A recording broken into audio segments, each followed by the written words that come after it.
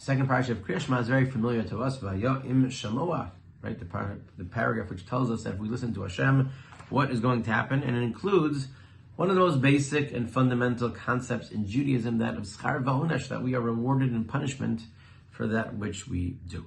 But there's one line tucked away at the beginning that we don't necessarily focus on, and perhaps for good reason. It tells us, what is that commandment that I am mentioning? That if you listen to it, you're going to get rewarded. To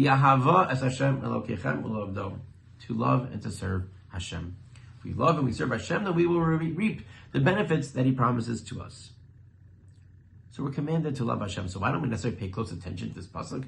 Isn't this a special and important mitzvah? Because we have a pasuk in the first Parsha of Kriya Shema, where it says, "V'yahavta es Hashem Elokecha b'chol levacha v'chol nafshecha b'chol ma'adecha," that we already were commanded to love Hashem with all of our heart and all of our soul.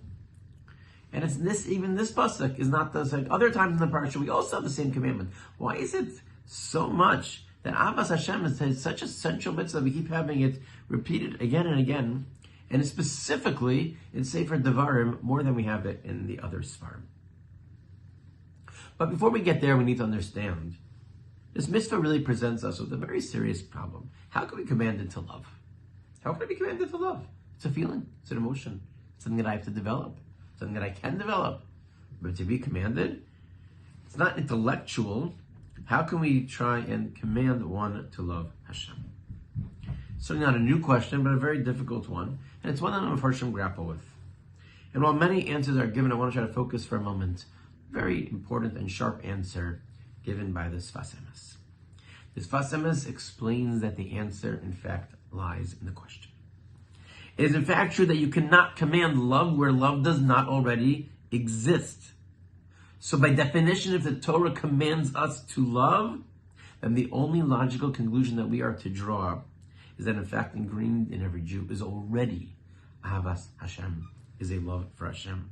So Hashem says there's a nakuda, there's a point, there is that little bit, that ember that is inside every Jew, of that little bit of love, and we have to fan it, and we have to get it to be stronger and stronger, to burn, and to continue to bring a flame about.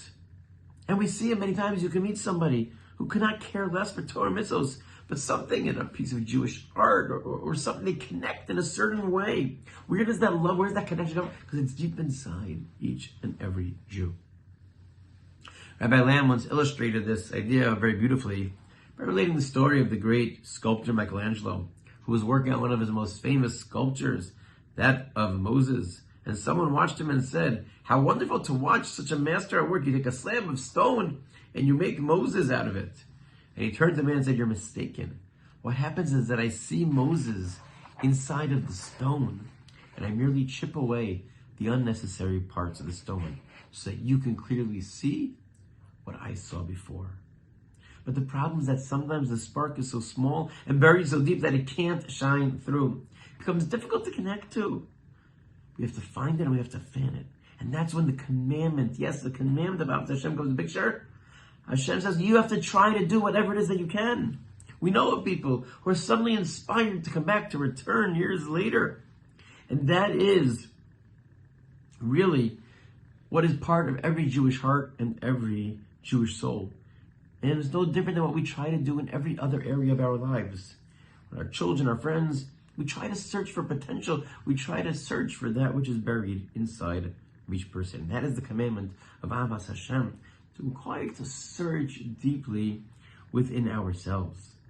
And perhaps that's why there's more of a focus on it in the Sefer Devarim. Because in Sefer Devarim, it is Moshe Rabbeinu instructing us and giving us what's going to be when we get to Eretz Yisrael.